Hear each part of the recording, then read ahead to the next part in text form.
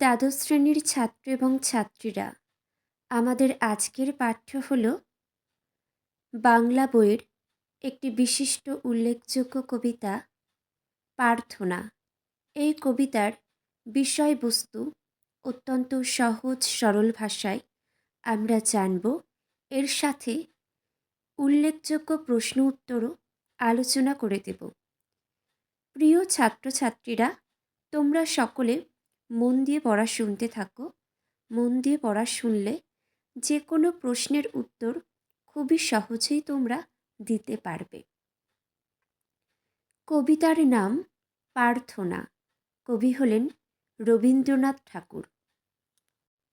প্রার্থনা কবিতাটির উৎস হল রবীন্দ্রনাথ ঠাকুরের নৈবেদ্য কাব্যগ্রন্থ থেকে সংকলিত হয়েছে।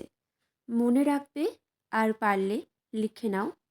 প্রার্থনা কবিতাটি রবীন্দ্রনাথ ঠাকুরের নৈবেদ্য কাব্যগ্রন্থ থেকে সংকলিত হয়েছে। এবার আমরা কবিতাটির সারসংক্ষেপ সহজ সরল ভাষায় জেনে নেব। কবি এক উদার উন্নততর ভারতের আকাঙ্ক্ষা প্রকাশ করেছেন আলোচ্য কবিতাটির মধ্য দিয়ে। সেই ভারতে মানুষের মন থাকবে ভয়শূন্য, মাথা থাকবে উঁচু হয়ে। তারা মুক্ত জ্ঞানের চর্চা করবে সবার সাথে একত্রিতভাবে। মানুষ পৃথিবী বলতে শুধু নিজের গৃহকে বুঝবে না, নিজেকে সে বিশ্বজননী ভাববে। মনে রাখবে, মানুষ পৃথিবী বলতে শুধুমাত্র নিজ গৃহকে বুঝবে না, নিজেকে সে বিশ্বজনীন ভাববে। তার প্রতিটা সংলাপ উঠে আসবে হৃদয়ের অন্তঃস্থল থেকে। মানুষের যাবতীয় কর্মধারা পরিচালিত হবে সমষ্টির স্বার্থে, সমস্ত মানুষের স্বার্থে, জাতীয় কল্যাণের স্বার্থে, সকলের ভালোর জন্যেই। এমন এক ভারত কবি চেয়েছেন যেখানে জীর্ণ আচার কিংবা অন্ধ কুসংস্কার থাকবে না। জীবনের চলার পথকে এই সমস্ত অন্ধ কুসংস্কার অবরুদ্ধ করবে না। পৌরুষ অর্থাৎ চরিত্রের দৃঢ়তা এবং আদর্শ অক্ষুণ্ণ থাকবে। সমস্ত কর্ম, চিন্তা, আনন্দের পথপ্রদর্শক যিনি, সেই ঈশ্বরকে উদ্দেশ্য করে কবি বলেছেন, সমগ্র ভারতের যেন মঙ্গল হয়, উন্নতি হয়। এমনটাই অত্যন্ত সুন্দরভাবে কবি আলোচ্য কবিতাটির মধ্য দিয়ে তুলে ধরেছেন।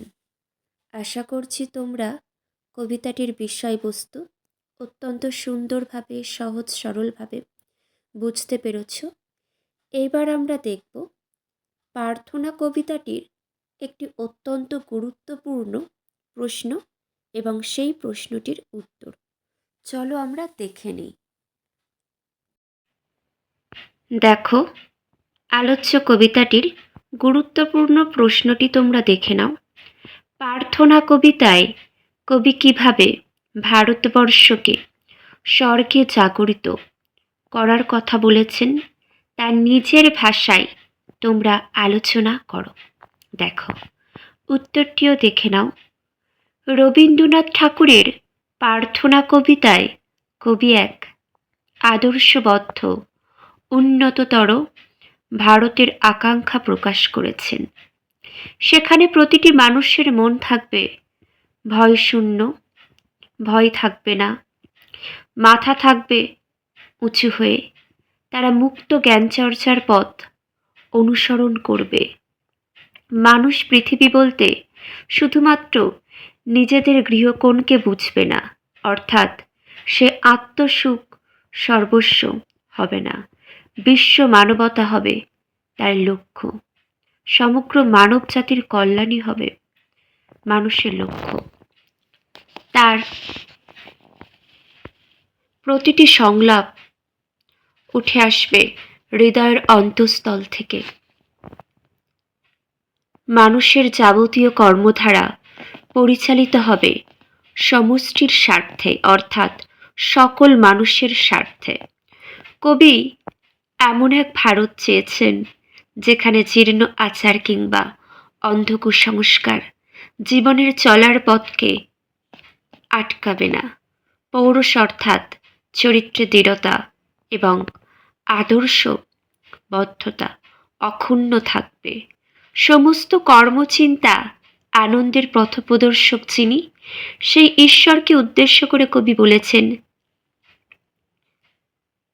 যে যা কিছু দেশকে পরাগতির দিকে নিয়ে যায় সেখানে আঘাত করে ভারতকে তিনি এক স্বর্গীয় মহিমা দান করুন। সর্বমানবতার উপরে প্রতিষ্ঠিত এক উদার অথচ দৃঢ় আদর্শবদ্ধ স্বদেশকে কল্পনা করেছেন রবীন্দ্রনাথ। নৈবেদ্যর অন্য কবিতার ভাষায় বলা যেতে পারে, সে পরম পরিপূর্ণ প্রভাতের লাগি, হে ভারত সর্বদুঃখে রহ তুমি জাগে। এই প্রশ্নটা অত্যন্ত গুরুত্বপূর্ণ, সেই জন্য আলোচনা করে দিলাম। আর তোমরা দেখলে তো, বিষয়বস্তু জানা থাকলে যে কোনো প্রশ্নের উত্তর অন্ততপক্ষে দেওয়া যায়। আর তার সাথে তোমাদের অবশ্যই পাঠ্যপুস্তকের আলোচ্য কবিতাটি পাঠ করতে হবে। দেখো, আর কারোর কোনো প্রশ্ন থাকলে অবশ্যই জানিও। আজকের মতন এখানেই শেষ করলাম। সকলে ভালো থেকো।